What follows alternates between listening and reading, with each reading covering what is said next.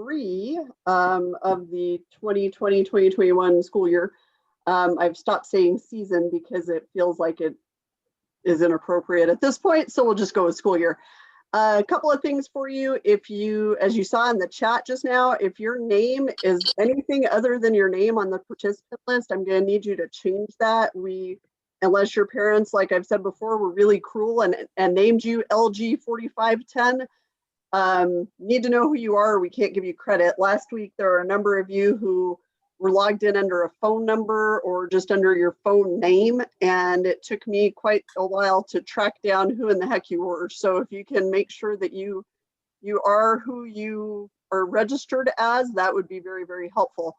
Another little piece of housekeeping items, you should have received from us the revised calendar of basketball meetings for this year. That is due to a change in the calendar from the NMAA Board of Directors that was passed last week or 2 weeks ago. I can't remember it.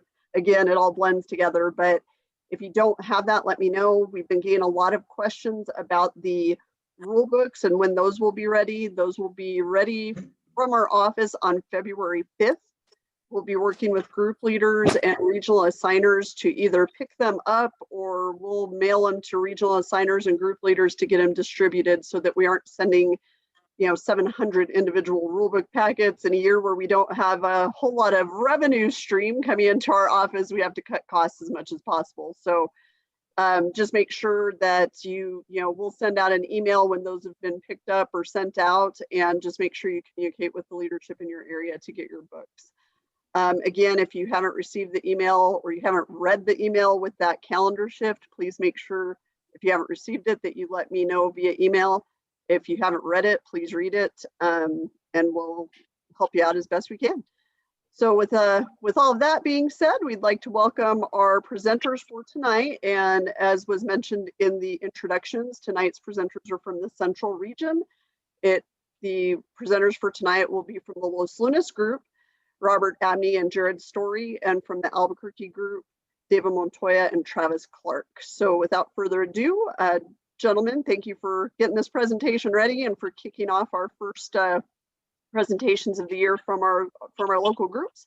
Again, if you have questions, feel free to put them in the chat. If you've got any what if questions, we'll hold those to the end, and that way people who want to listen to those can stay on, or if they'd like to log off at that time, they're welcome to. So gentlemen, thank you, and everybody, thanks for being in attendance tonight.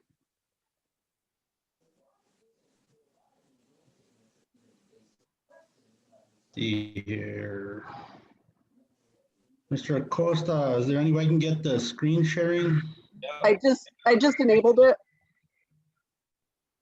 Let's see how. Got it. Awesome. Thank you, ma'am.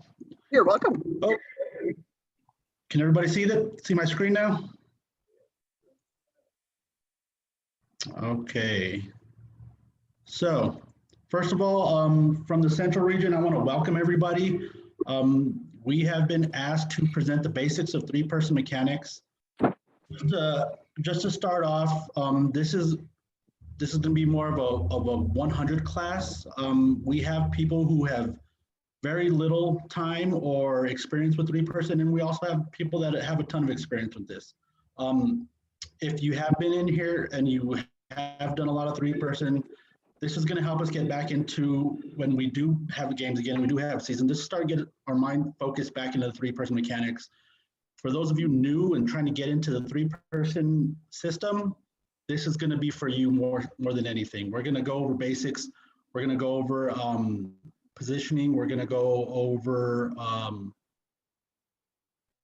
where our primary coverage areas are. So that being said, if you do have any questions, feel free to put them in the chat, and we will get to them as they pop up. So again, welcome. This will be the NMOA's first group meeting, so I'm honored for that. So let's get started. Officials' position and duties. Three-person officiating systems consist of three different position officials must occupy: the lead, the center, and the trail. The lead and trail position themselves on the ball side of the court, which is known as the strong side. So when you hear us talk, we'll talk about strong side, weak side, because that's going to determine how we position, how we rotate. The center is positioned on the opposite side or the weak side. Each position has an area they must watch and should make calls from those positions. Today, we're not going to get into a whole lot of play recognition. What we want to do is focus on positioning, start positions, stuff of that nature. So as you'll see here, this is the NFHS chart for three-person mechanics. These are what we call our primary coverage areas. If you look at this chart, we are going to assume that the basketball is in the top third, which would be the trail's primary coverage area. The trail covers all perimeter, free throw lane line up all the way to the three-point line. Anything inside of the arc, from the free throw line down the middle is going to be the lead. The opposite, in the purple, that's all going to be centers. So as the ball moves, our rotations will change, our primary coverage areas will change.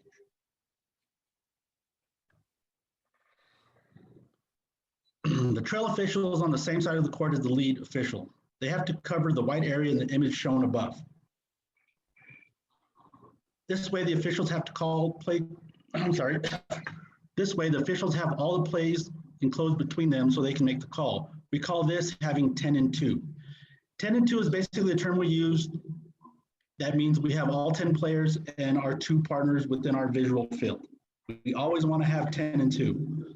Trail officials' responsibilities include any fouls that occur around the perimeter, determining if the shot attempt is 2 or 3, out of bounds on the sidelines or backcourt.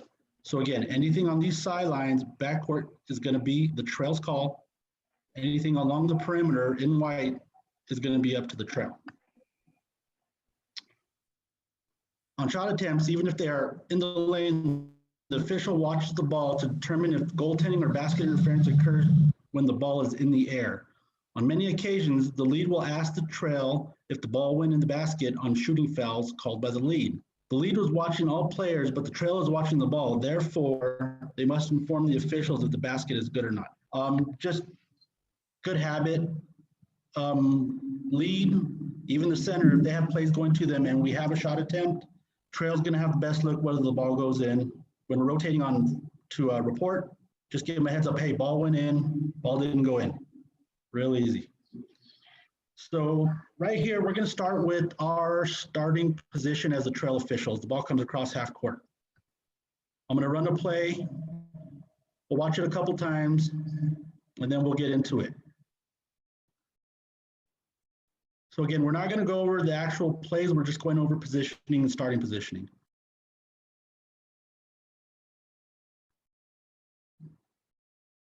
Do that one more time, just in case anybody wants to see that.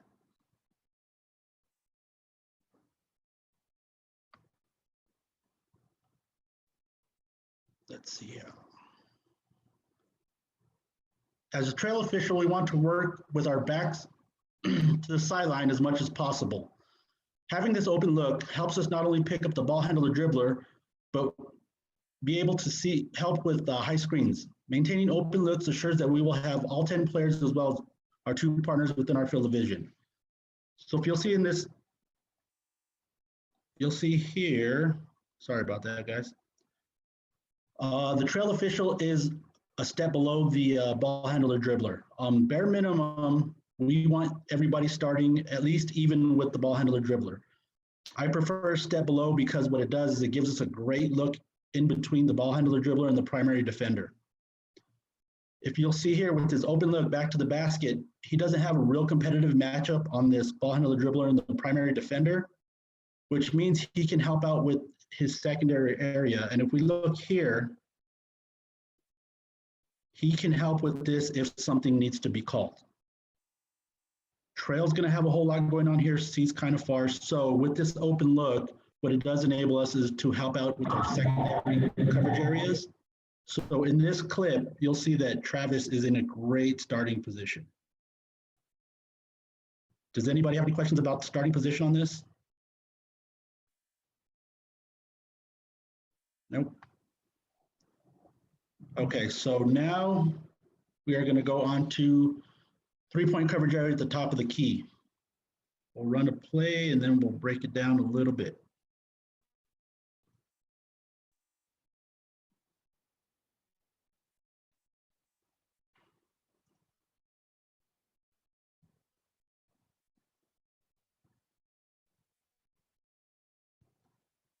And what you guys notice on this play is there's a lot happening around the ball handler dribbler area and around the free throw lane line.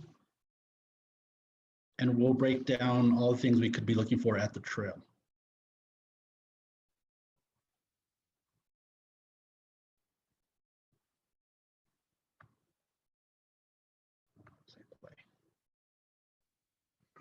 So if we look at this play to start off with, we don't have a real competitive matchup with the ball handler dribbler and the primary defender. This is pretty much the same play we had before.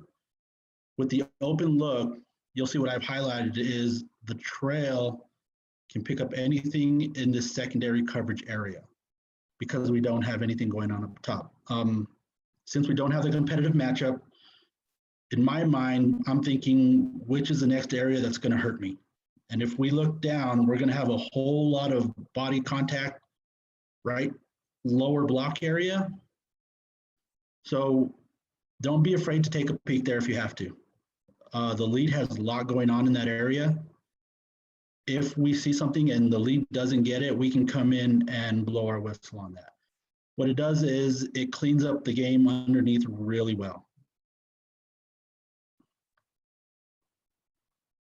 As the play progresses, this ends up being a handoff screen, which in my opinion is one of the worst plays in basketball because especially in high school basketball, 60% of the time on a handoff screen, that screener is going to set an illegal screen.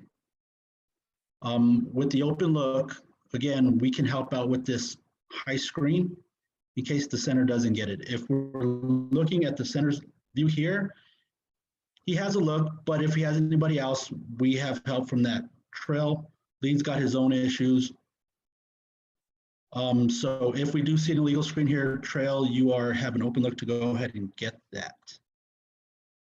3-point shot goes up. We are opposite lane line in, which would be the trail's PCA, primary coverage area. Trail marks, shots up, play on. So what I want you to do is now that we know what we're looking at, don't pay so much attention as to up top because there isn't a competitive matchup, but what could be happening in the lower block area to the free throw line and even that screen, because these are all things that the trail needs to help out with if he doesn't have that competitive matchup. Again, good thing there was no foul, everything was clean, but as a trail, these are little things that we can pick up on as we get more comfortable with our primary coverage areas and how the players are playing.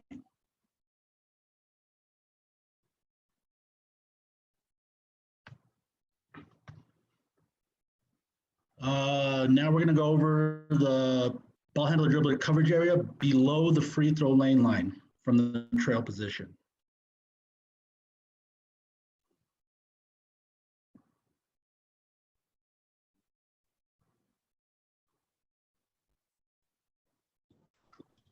Thank you, sweetie. It's so good.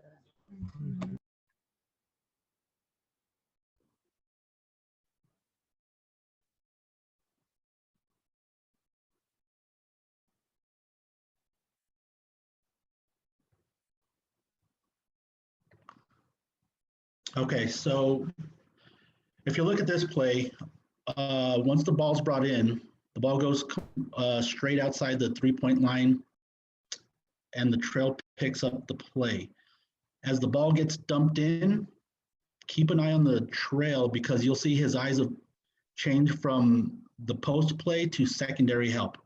According to the PCA, primary coverage areas, once the ball gets dumped inside, that is now the lead's play. So the trail does a good job picking up the count outside the 3-point line. As soon as it gets dumped in, he changes his view to the secondary help towards the middle of the lane line. It's not very big, it's subtle, but you'll see the head change. You'll see the head turn towards the middle. This lets the lead know that he's covering that secondary help. No whistle. Trail. Now we're going to go to trail throw-ins. As a trail, when administering a throw-in on the sideline, want to always take a few steps back and bounce the ball to the thrower. By opening this field of view will help us with line violations, as well as being able to help with possible legal screens. So again, this isn't really exciting stuff. This is all stuff that we should all be on the same page and doing the exact same thing.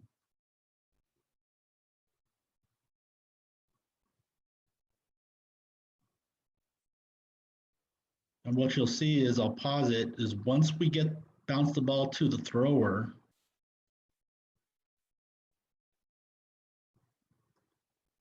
that trail now has a wide look. He can see screens, holds, line violations, whatever. If the trail is handing the ball to the thrower here, he's boxed himself in. So always when we're going to be administering on the sideline, let's take a few steps back and bounce it to the thrower. Now let's talk about position adjust. Constantly work to avoid being in a straight line situation. Move to maintain an angle to referee the defender. Distance is a factor in being able to see the whole play. Referee to the right or left of the dribbler when a shot may be taken on the perimeter. Basketball officiating is a game of angles that provide the best possible lanes of vision to officiate through your primary into your secondary. So this is a play that, again, I am a trail official, and this is not very good position adjusting at all.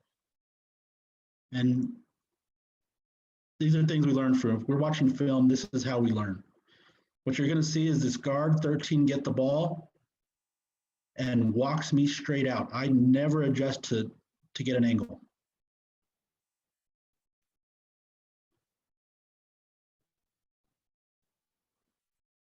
Starting off here, what I should be doing is stepping down. As he's coming out, I need to be stepping down.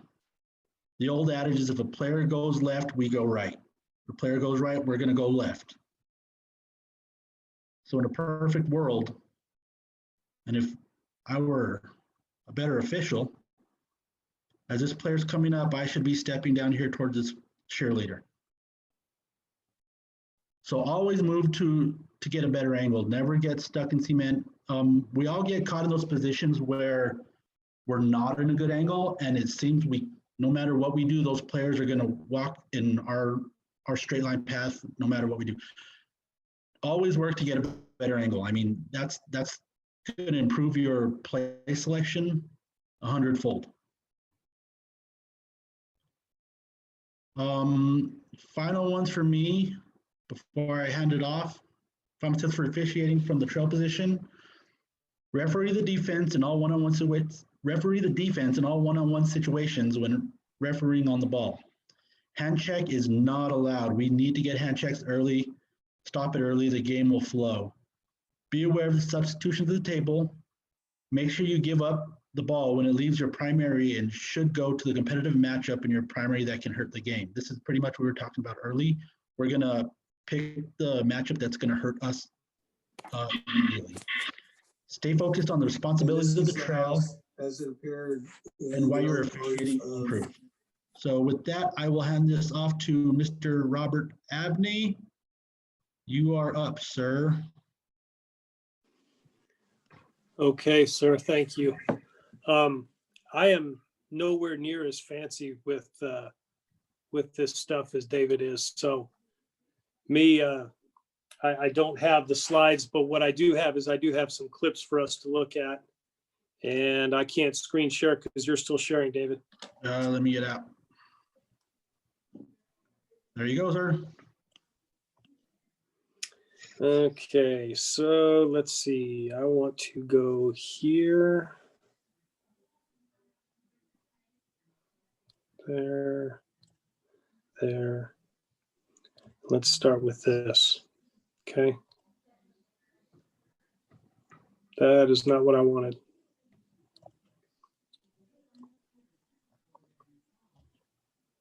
Here we go. Okay, so looking at the C here, can you all hear me? Looking at the C here. So the starting position for the center is roughly free throw line extended, okay?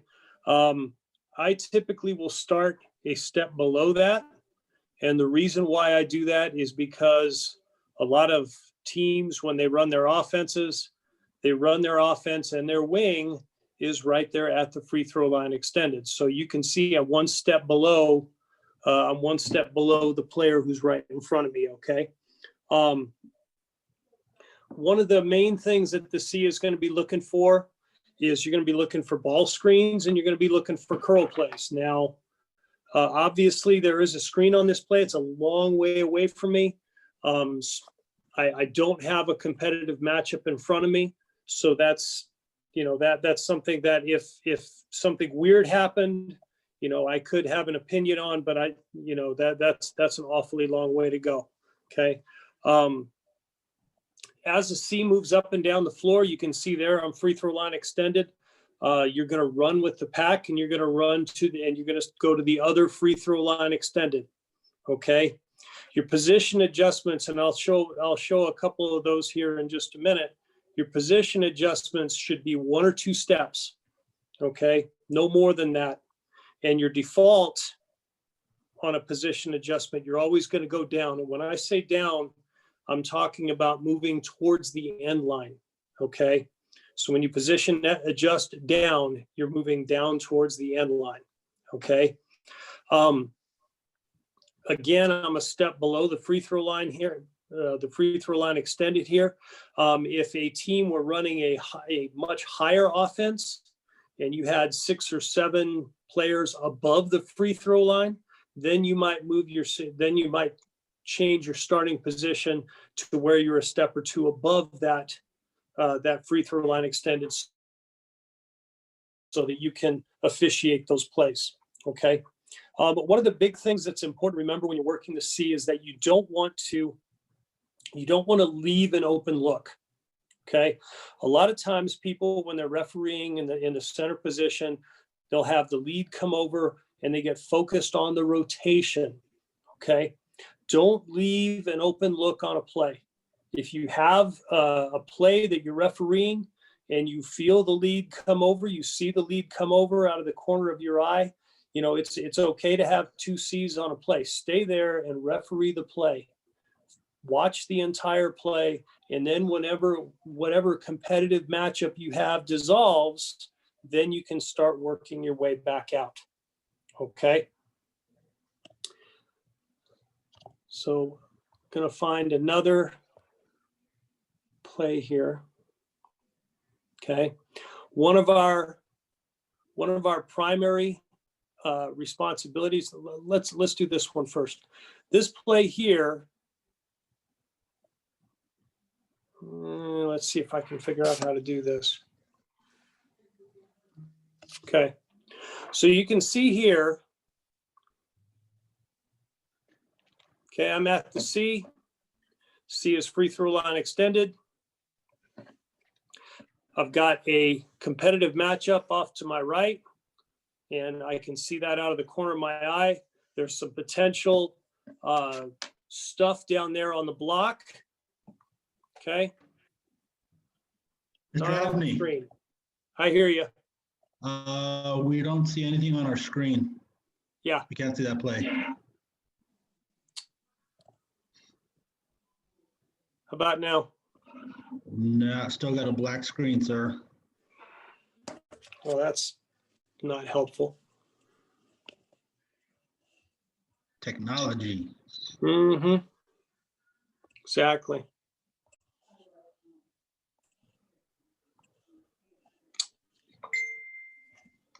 Let's try one more time.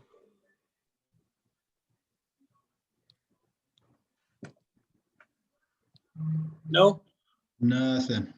I can see that your timer's going, the time's going, but we don't see that.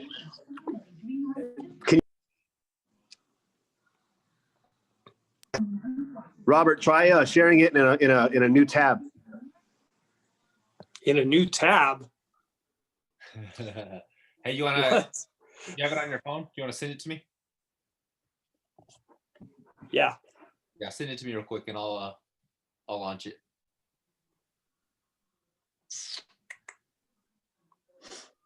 Hey, so real quick, there were a couple questions.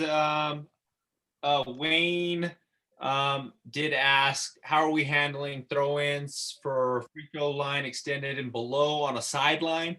So you know that will go to the lead official. And so the lead official now becomes responsible for that throw-in. That's count included until that throw-in ends. Then they would go back to their primary coverage. Nate, you want an email or text? Drop it in my text and I can airdrop it to myself.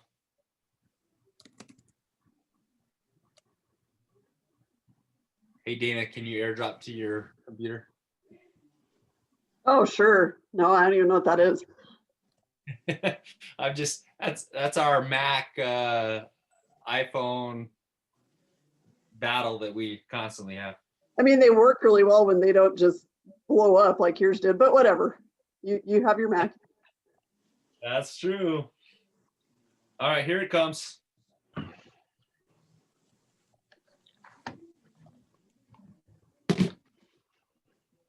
Okay, you got it? I got it, and I'm going to open it right now, and I will share.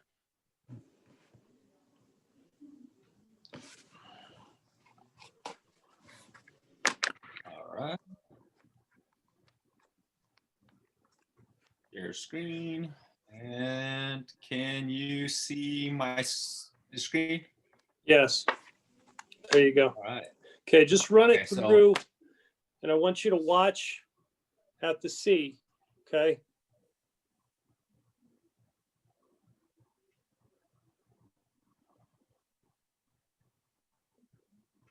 Okay, there it's probably better if you keep your shoulders squared to the sideline. That's something you always try to do when you're working the C. But again, you see that there's not a lot of movement there, okay? The matchups are there. You can watch the matchups, and you're waiting there. We're waiting for rotation from the lead. You can watch those, but you can watch those competitive matchups. Go ahead and let it run, Nate.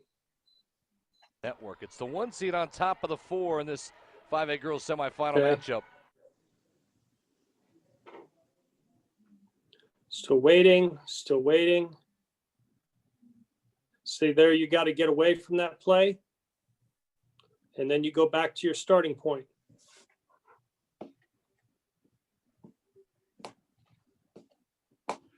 Okay. Again, at C, when you're officiating at the C, there's not a whole lot of movement. Again, two-step position adjustments. You go high, you go low. Okay. Nate, show the rebounding one. Did I you send? sent you 3. Okay. Did you get them? Yep. Okay. One of your primary responsibilities at the C is rebounding. Okay, and it's important, and you'll hear this working at the trail and at the C. Don't bail on the shot. You don't have anywhere to go. You have players to referee, so you need to stay there and make sure that you officiate the rebounding action all the way through. This is a girls' game. In a boys' game at the C and the trail, you're also going to have goaltending and basket interference that you have to be aware of. And you won't typically have that in a girls' game. But that's another reason to not try and bail out there. All right, Abney. I think that, let me make sure that this is rebounding. Oh yeah, here we go. So let me close that one. 154. Your screen. 154. Boom. All right. Play it through. Yeah.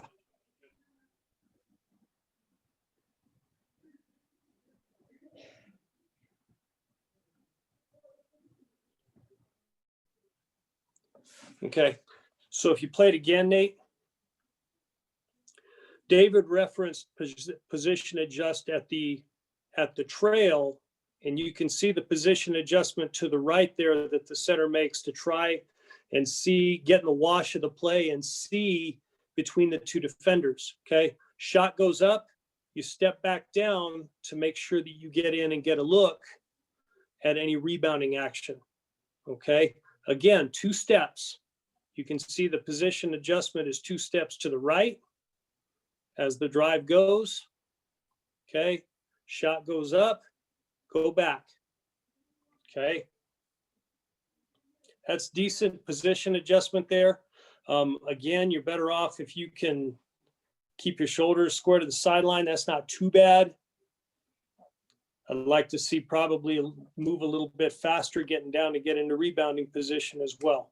Okay. So that you can see those rebounding plays. Hey, real quick, Abney, and what I like about this is that for Abney, he's comfortable stepping up. Okay. And as you see, if we go back to number 3, blue, 3's his threat, and really nobody kind of blocks his view because he's 6'9". 6'13". 6'13". But, 3's starting to threaten his view, and all he does is adjust to get away from her. Me personally, I'm taking a step down. But again, whatever you're comfortable with and what you're available or what your view is going to open up for that next play. And so he doesn't have a bad look at that. And then you notice as soon as he can, he gets back to his home position. So again, just like, obviously it's him, he's not going to say it, but this is just great work. He's working for an angle. We can appreciate that. Okay. I don't remember which one was the last one I sent you, Nate. Oh yeah, let me open that one. I sent you one more. Yep. Yeah.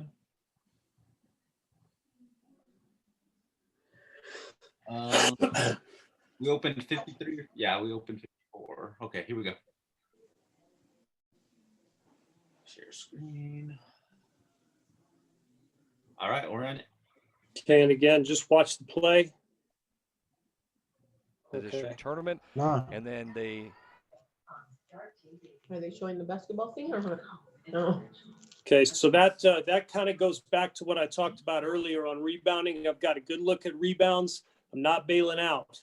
You've got to stay there and help officiate the rebounding. One play that I couldn't find a good example of that you'll see a lot is you'll hear what's called the curl play. Okay, and a curl play basically is when a play is in front of the lead. Right-handed players will tend to turn towards their left shoulder.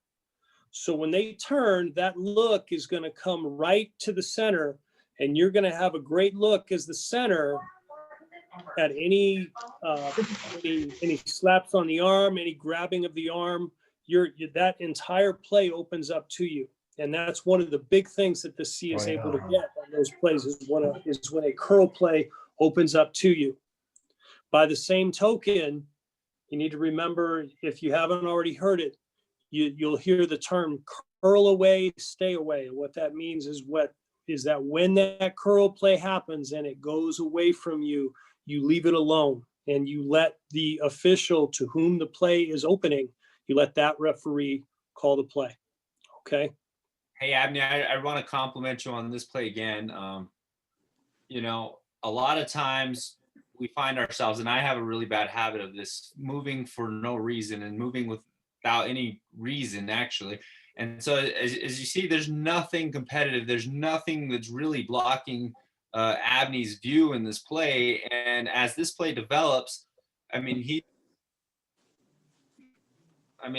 nails. He's got a good look. He's got a good look the entire play. There's no reason to move. So just because players are moving does not mean that we have to move in this situation, especially at the center position. So in this instance, he's great. He's kept his position. He can keep it, and we're money. Good, like it. Okay. Any questions about the C position?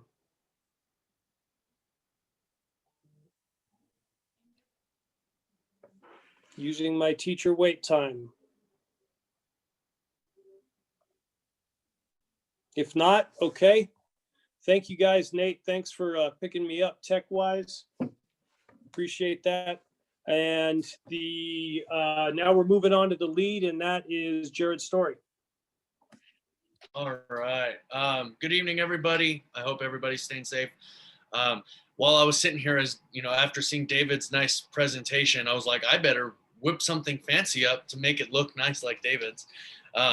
So I whipped up a little presentation as well. And just like Robert, I just have a few clips, not too much, and I lost all access to NFHS network to get more clips, which I would have liked to do, but they want to charge me more even though there's no games going on. So no, thank you.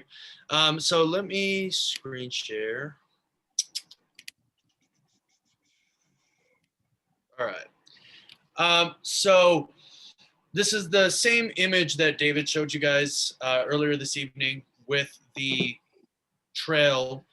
And so the lead, you're going to notice the lead has primary coverage area of free throw lane line all the way down to the end line. And then they have responsibility now of the entire paint area or lane area, with the center having some dual coverage in that area as well. And then all the way out to the 3-point line on the strong side. And then this area, I wish I was on my iPad so I could do all the fun highlighting and stuff like that. But the corner area where it is pink, that is the trail's primary coverage area. But if there's a trap, if there is anything that requires an extra set of eyes, the lead can step out to that position as well. In this image, you'll notice that the lead is currently in their starting position / wide position. The ball is there on the first third of the court in this image, actually. When the ball moves to the middle third, the lead will move down to close down. And I don't know where my pointer is at, but the close down will be somewhere between 2 to 3 steps from the lane line. And then when the ball gets into the far third, which would be where the center's area is, the green area, that would be the lead needing to get into a pinch position and getting ready for a rotation. So that's kind of just the basic starting, and the clips I have we can talk about it a little bit as more. This is frustrating me. All right, let me do this. All right. No. All right, so in a typical half-court possession, the official that is located under the basket along the end line, it says baseline, but it should be end line, is the lead official. This official mainly watches the lane and all play under the basket on the strong side of the court. This is the area highlighted in the red in the above image. In this case, it was blue. It is their responsibility to watch for players going out of bounds along the end line and infractions such as offensive players occupying the lane line for 3 seconds. They must also watch for different types of off-ball fouls under the basket, like moving screens, hooking, holding, and pushing. The majority of calls they will make deal with on-ball situations or when the ball handler enters the lane. The different calls that can be made include shooting fouls, blocks, push-offs, and charges. The lead position usually makes the most foul calls because most fouls happen in this area. When an offensive player drives the lane and there's contact, it can sometimes be difficult to determine who initiated contact, which gives the lead a block charge situation. A block charge situation depends on which player got to the spot on the floor where contact was made first. If the defensive player reached the spot first and obtains initial legal guarding position, the result is a charge. If the offensive player reaches the spot first and has control of their body while the defender comes in late, this results in a block. This situation is considered to be the toughest call to make in sports due to the speed of the game. Not to mention, the lead official has a lot to watch for in the area. So the lead primarily is going to focus on everything in the lane. So let's go to some clips to see. Okay, there's my point. So starting position. So you can see that the ball is currently, we'll say it's in the first third. So, if we split the court up into three, everything essentially on the lane line all the way down is the first third. The middle lane area all the way down is the second, and then opposite lane line to the sideline is the far third. So this one we're looking at, it's in the first third. So the lead is going to be, in this case, I am located right here at the Q in Albuquerque, and I am in my, a wide position and in just kind of a general area. So I have no real competitive matchup right now.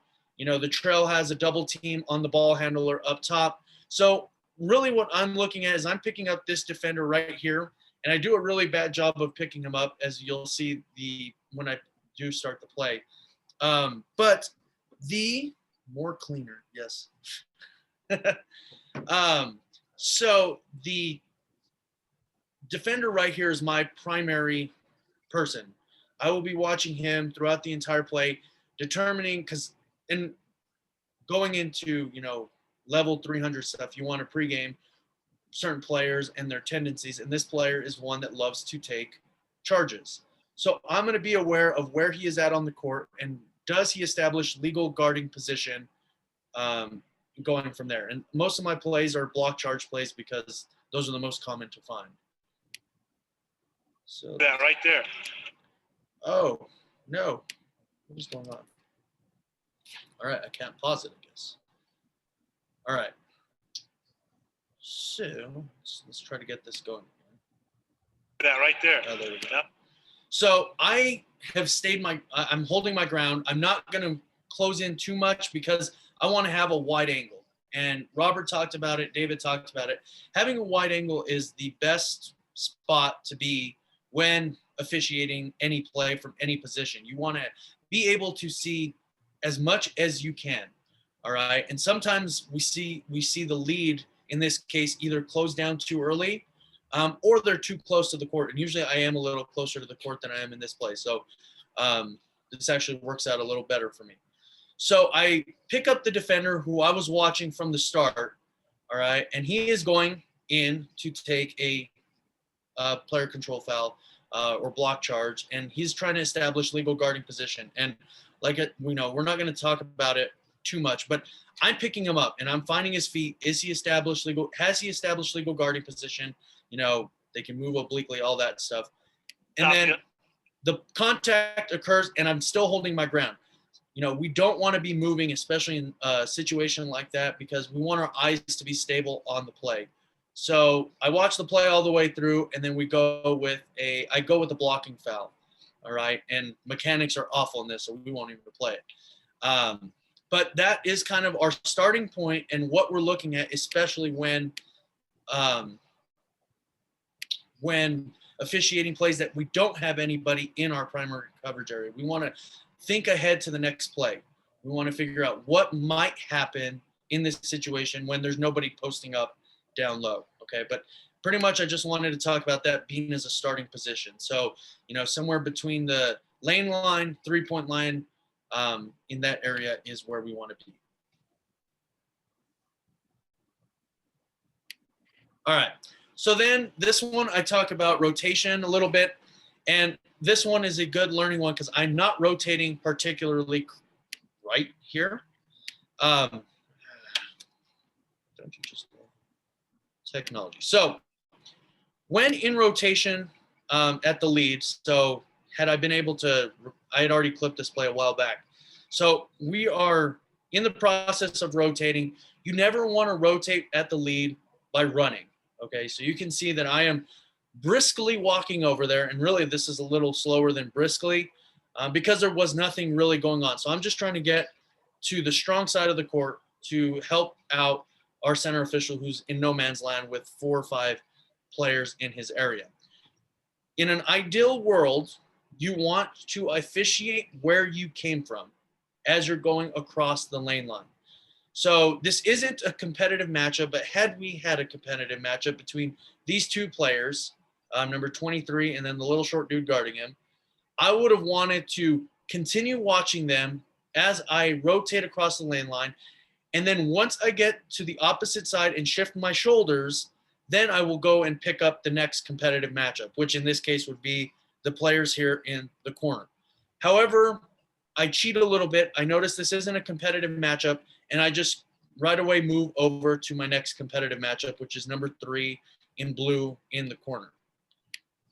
So as I rotate, I shift my shoulders back to a 45-degree angle, which is where you want to be at the lead position, 45 degrees, just like a trail.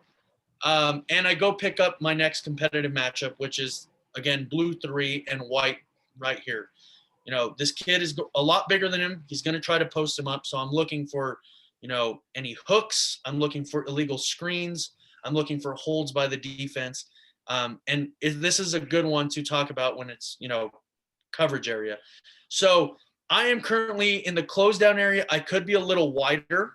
Okay. I could be wider, and I'm slowly getting a little wider. And then I stop because I notice something's going to happen. Plus we have a drive. All right. The drive is coming right towards me. So I don't want to be moving so I can catch anything that might occur. All right. So I'm not even paying attention to the ball handler. This is the center position's primary key all the way into the basket. Okay, started in the primary. So I'm not going to move over there unless my secondary defender, number 15, steps in for a charge or something of that nature. The primary ball handler gets by his defender. I'm still watching white 15 and blue 3. All right. You know, we have, he hooks him, illegal screen, and we go the other way. But the biggest thing to take out of this is, you know, making sure that we're not leaving competitive matchups at the lead to pick up something that our partner already has a firm grasp on. I have trust that, I believe this is Blaze, that Blaze is going to stay with this competitive matchup with the ball handler all the way to the basket. And I'm going to stay with my competitive matchup, which is 15 white and blue 3. All right. So, you know, we talk about rotations on this one, as well as, you know, staying with who you need to stay with. All right. Throw-ins from the lead position. So as a throw-in, you never want to be under the basket. And sometimes we do see that in 2-person mechanics. But you know, this goes for both 2-person and 3-person mechanics. Yeah, I will watch for those double dribbles, Blaze.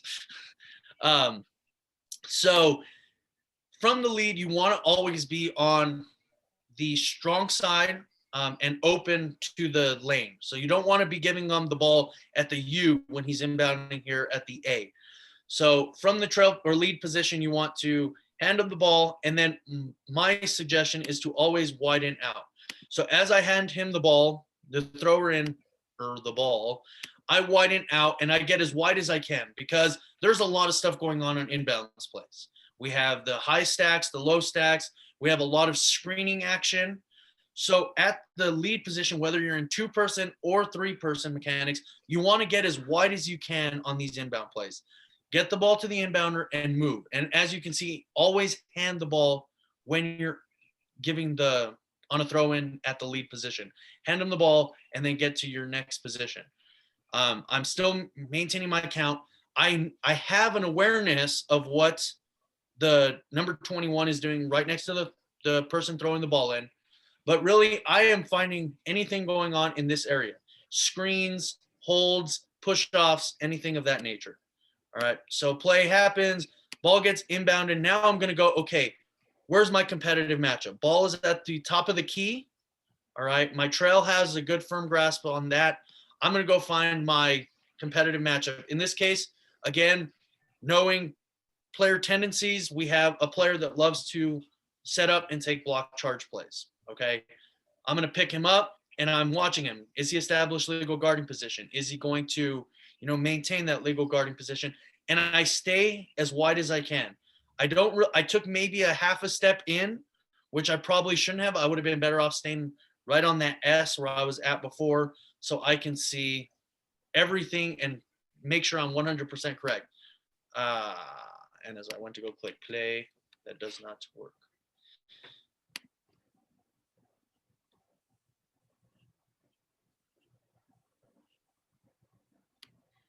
Okay, so we have the play right there. I try to stay stable or, stationary in this situation. I picked him up early. He's bailing out. He, in my opinion, lost his legal guarding position, and I go with the blocking foul. Okay. But the fact that I had him the entire way is what we want to see at the lead. We want to know how did he get there and what happened all throughout the play. And by staying wide, that helps in that situation. And then the last one is just simple rebounding coverage from the lead position. Widen out as the shot goes up. Man, I hate technology today. Okay. No, we're not. Okay. You can see the lead in this case. James does a great job of widening out as the shot goes up, because he wants to be able to get the best angle possible on all rebounding down there. If he stays down here in that closed down position at the A, he could miss, party crashers coming in from the outside that he might be only able to see. So he starts widening out as the shot goes up, and this player tendencies can get above the rim. So he's going to take a little peak a little higher, which is perfectly fine in this case.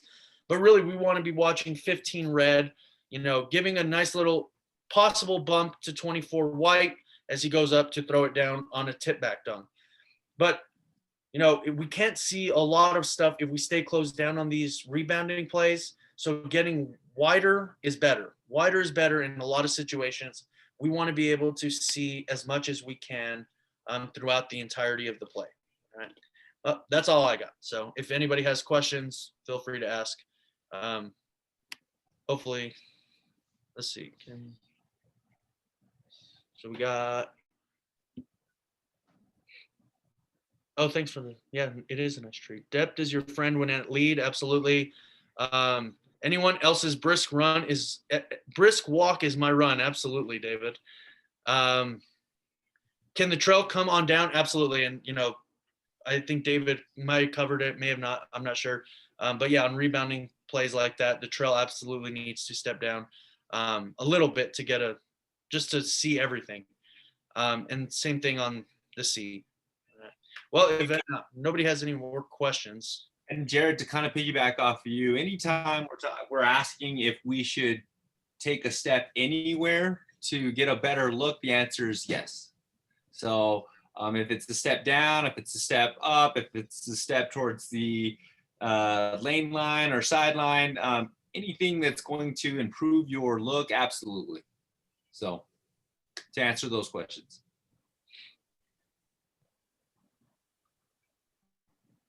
Travis. Hey, Nate, you want to pop up that POE clip? As Nate's putting this up, guys, the thing that we want to get to in this part of the section is really referencing what the NMOA and NMA wants us to call as officials. What are the key points? Many of us watch college basketball and we get locked in on men's mechanics, women's mechanics, and even NBA mechanics. Well, we have our own language, if you will, at the high school level and specifically here in New Mexico of what we want to look at, what we want to call within our frame. So as you look at it mechanically, and I encourage all of you, number one, to look at the mechanics book, make sure you're referencing the primary coverage areas. We may have had a little snafu on what the New Mexico lead coverage is. Check that out in the mechanics manual. Look at the trail coverage. Look at the C coverage when you look at those, because those are the key factors that are going to get you where you need to be and how you work as a true team by knowing the basics as an official. So from an NMA standpoint, number one, mechanics, we want to be really good with foul reporting. When you're reporting to the table, you want to be clear with your numbers. You want to make sure that you have taken and seen the number of both the shooter and the foul of the person that was the offender that caused the foul. You want to make sure you report that. We report with two hands now at the high school level, so we want to report that to the table. You want to be clear. I think many of us get in a hurry to report all of our fouls. There is no hurry. We dictate the pace of the game. So it's important that when we go to the table, we're clear, make eye contact with the scorekeeper, your fourth official on the floor. You want to make sure that individual, whether he or she sees the number and is able to put that in the book so that we don't have the and they're bringing us back. So that's very important. Number 2 there, stopping the clock. Anytime you have a foul or a violation, you are to put a hand in the air. New officials, I encourage you, it may sound crazy, in your house, put a whistle in your mouth, take 3 steps, blow your whistle, and put your hand in the air. It's a different motion. We have to get used to that on the basic level of what it feels like. Then you have to think in your head, foul means closed fist, violation means open hand. Foul means closed fist, violation means open hand. And then you have to think about, is it out of bounds? Which way am I going? There's lots of things to process, both in 3-man and 2-man mechanics. But if you don't practice them, especially since we aren't going to be on the court in a while, you have a great chance to be really good if you slow down and review the things that you need to do. So stop the clock on all fouls and violations.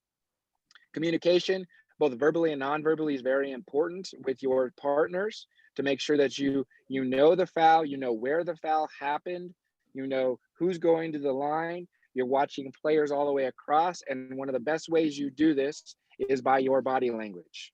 Looking at each other in the eye, making eye contact as you cross on the court, slowing down, pausing for a quick second to make sure players get up. They're going to the right spot. So you need to make sure you know all of that. And then simply talking to your partner. Hey, I got 34 as the shooter, and going to report the foul to the table. So communication's key. Again, your voice can control situations on the court. They can control how the game's going to play out with certain coaches. So make sure you're clear, you're concise, don't over talk. It's like going to court, say what you need to say, and then move on. That's just the bottom line when you look at all those pieces. Game management, clock awareness, get you in trouble if you don't pay attention. You have to know if you're stopping and starting the clock properly, as the mechanic manual says. Part of your pre-game with the table should be, hey, watch my hand. Don't start before my hand, especially late in the game. Coming to an end of the game, it's tied, and the clock's short on time, you're under 10 seconds. Give them a little reminder, hey, watch my hand. Don't watch the clock or don't watch the ball. I'll tell you when to start it. So those are important cues. When it goes to it, we want to make sure that we're reporting under 1 minute. We're notifying the rest of our partners by pointing to the roof with a 1 up in the air. And then when it gets under 10 seconds, the C is then referencing to their chest or whatever signal you guys pregame to say, hey, under 10 seconds, I have clock. And I think this is on another opportunity for us to lock down and really think about, okay, we don't need to over rotate. Let's just finish this quarter or this half out strongly. Hey, Travis. Yeah, I hear you. Talk. Okay. Well, yeah. So one thing that the three of it, that David and Jared and I did not touch on, but is a good thing to make sure you talk about in your pregame, as Travis talks about clock awareness, is that all 3 officials on the floor have responsibility for the clocks. Okay. At the end of a quarter like this, everybody needs to have an opinion on that. Yes, That's it. With the center being the primary whistle, the person that's going to make the final decision, Robert Abney is absolutely correct. We need to have all 3 officials have an opinion on a last-second shot. Okay, moving on in game management and play calling, rebound officiating. We want to make sure that we do not penalize the wrong person. Many a times, if we're not, and Rob and Dave and Jared all did a great job in the presentations talking about positioning. In the lead, if you're not wide enough, and the trail, if you're too high, which we saw in a couple of those clips, the trail was way above the 28-foot mark. The C sometimes cheats up too high. Guys, get down, work into a position that you can see everything, because it all starts to happen as soon as that ball goes up in the air. And we have a bad habit to look at the ball and not look at what's taking place within our PCAs, our primary coverage areas. So make sure you're paying attention to that when it goes up. If there's a grab, get the first grab. If there's a hook, get the first hook. If there's a block out and then a displacement, that's a foul. So we need to look at those positionings of where the players started, what happened when they released somebody, were they legal, did they have the right to be in those positions? Those are all very important. Locate the players in your primary area as they move from rebounding position. So that is key. And then at the end of every state championship, you're going to have a monitor review in the state quarterfinals through the championships to discuss and make sure you know clock and fouls and what's going on in those situations. Go ahead and move it up, Nate. Now, putting together what David and Rob and Jared all said, coverage to the rim, I think it's clear that we need to talk about some language here. Many of us get confused on primary coverage areas and primary defender and secondary defender. We need to know within our area who we have and who we're watching as it goes through. So spend some time looking at that, understanding the difference, primary coverage, primary defender, secondary defender, as we look at the language that's going through. We want to be very good at calling obvious fouls. If you watch it in tape, you should see it in tape right away. It shouldn't be something that you're like, okay, I got to slow it down. Oh, did I have something? It's very clear, it's very obvious, because if you don't, then it doesn't create very good game flow. Great game flow, obvious fouls create really smooth games. And that's what we need to be really good at the 3-man level, at the varsity level here in New Mexico. Section A, front court coverage on drives to the basket. Drives down the lane and below the free throw line. Lead is responsible for the play all the way to the basket.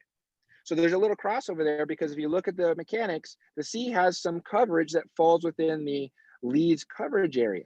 However, if the play's coming straight down the lane line and maybe a little bit to the right, it's kind of diagonal, but going in, we're going to give the lead the first crack at everything at the basket. Let them have the opportunity. Be patient with the whistle. We want to work hard that that's there. So the lead has primary responsibility to block charge plays. Center and trail have secondary, as I spoke earlier. Primary call, secondary call. That means if there's a whistle, it's a tweet, and then a second whistle a second later. That's going to allow us to have a cadence whistle that's important that we'll see down at the bottom in section 6 there. That talks about cadence whistles. The lead has primary responsibility for plays at the rim, with the center and the trail having secondary. Number 3, the center and trail have dual coverage responsibility when a player pulls up for a shot and a pass, and that's their primary coverage there. So a pull up in the key should be the trail and the C, because they have the ability to see those lifts, the hit on the elbow, or the hit on the arm, or the hit on the wrist. That's their coverage, while the lead is watching all the stuff underneath the basket. Expect lead to make the call. No need for a double whistle from the center. So allow it to happen. If it's not there, you can come in late. There's no reason that we can't have a late whistle. It's very important that we have one whistle. We're very clean when it comes to leads coverage. Number 2, when the player with the ball curls, like Rob said, I believe earlier, curl away, stay away. That means if it's curling away from me, I can't see what's happening on the backside of myself. I'm going to let that official that player's going to, so their chest to the official's chest, to see the play so they can get the front action. If there's a back push, then you got it. But we want to let the curl away, stay away. Drives originating from the trail toward the lead. Lead is the responsible for the play. So it's now entered the lead's coverage area, their PCA. Let them take it all the way to the basket. That is their play to the basket. So trail, be patient. Look where the lead is not looking. That's our responsibility. Use the eyes to help out where they can't see. Number 4 there, drives originating from the center position. Center is responsible for the primary defender. The center will have the whistle on plays involving the primary defender, and will have the whistle on secondary help defenders. This is a process system, guys. You got to see plays to fill this out.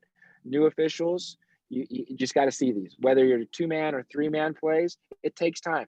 Primary, primary, primary, primary, secondary, secondary. We got to talk those things as the game is going on, so we know what is my man on the court. Position adjust to create the best angle possible to maintain an open look on primary defender for block, charge, point of contact. I saw Cliff put that in there earlier in a comment. You can't get wide enough, guys. Get wide, see angles. Don't get so close to the players. Create width is what he wrote. That's very important. Step off the end line. Take a step or 2 back. Get wider so we can see plays all the way through and we have great angles. Once the primary defender is beaten, the center will continue to officiate the defender from the backside to watch for trips, pushes, hits, swipes from behind. Lead will have primary coverage responsibilities for refereeing the secondary help. So now they're watching the charge and the block action. We have no RA in high school, so we don't have to worry about them being too deep. There's no such thing. They're under the basket. That still can be a charge in high school. So be cautious of that. We're not college officials, guys. We want to see this at a high school level. The lead will pinch the paint and pick up the A to B movement. That means side movement, going from location A to location B. And the restricted area position involving any secondary help defenders. The lead will have a primary whistle on plays involving the secondary help defender and a cadence whistle. That means timing in between what should have been called and now my whistle involving plays with a primary defender. The trail should move 1 to 2 steps onto the floor and stay connected to the secondary help defender as the trail has an only open look on the play. Trail should have a cadence whistle when assisting in this situation. Primary officials must be given the first opportunity to make the call in their primary area. Obvious contact in their secondary area must be called with a cadence whistle. And as we said earlier, cadence is creating some space in between the tweets. And we'll finish with this. The lead tends to not have wide enough when refereeing strong side post play. Jared taught us about that. He spoke about it. Strong side means there's 2 officials. Get wide, get back, create width. The lead needs to mirror the ball in the front court, use your peripheral vision, be in a 45-degree angle, step all the way out so you can see. And the lead needs to position adjust to have an open angle to referee the competitive matchups in the post. The lead dictates the flow of us in the front court. So we need them to rotate well. We need to rotate often, but they need to get wide so we can all be in the right positions. Any questions in terms of points of emphasis, POEs on the NMA side for myself? Real quick, Travis, I know that there have been a few comments in here about the document. Yes, we'll share it tomorrow. Just so you know, it has been probably emailed 2 or 3 times a season, either summer teaching points, preseason, mid-season. So it's probably in your email somewhere, this document, but we will send it out again. It's also in last year's mechanics manual. Yes, the points of emphasis showed 2019-20, but we have really focused on this the last 3 years, and we're going to continue to focus on these points of emphasis because we feel that this is really a great foundation to amazing play calling, especially on those block charge type plays. And so I will absolutely make sure that we get this sent out, but you also have to read the email. So that's the important part of sending it out. Right, Dana? Yes, reading emails is helpful. I try to do it sometimes. Every once in a while.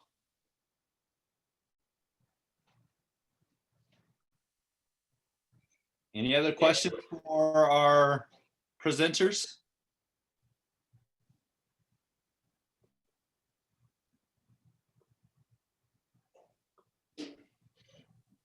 David, Jared, Robert, and Travis, really good job, guys. I appreciate you kicking off our season, our instructional season. I know we had an NMOA meeting and then a local meeting, but this is the first where we're doing some actual basketball instruction, and hopefully it kind of keeps everybody's minds warmed up as we get down to hopefully calling some basketball here soon. The next presentations will be in January and February. You should have gotten that calendar again. If you'll notice, our next one will be by the East region, and then we'll be doing a couple of optional ones in February just to keep everybody engaged before we actually start back up with meetings in March. So if anybody thinks of something after the fact, please feel free to contact us and we can get that information to the presenters. We'll send out the link, and that way if you have questions, you can refer back to the recording as well. So Nate will get that out late this week, and we hope everybody is staying safe and healthy, and we hope everybody has a happy holiday season. And if you need anything between now and the next meeting, please feel free to give us a holler, and know that we're thinking of you all, and we miss you doing what you love, and can't wait to be rooting you on here soon. So thank you all, and thanks again to the presenters. And if anybody has any what if questions or things that aren't directly related to the presentation, Nate and I'll stay on for a few minutes. If you don't have any questions, you can feel free to log out. Stay healthy and safe, guys.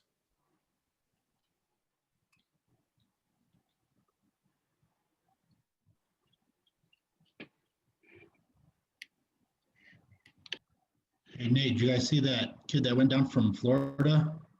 No, You didn't see that? He what happened? collapsed on the court. Really? Yeah, medically induced coma for a couple days now. Was that tonight? Just at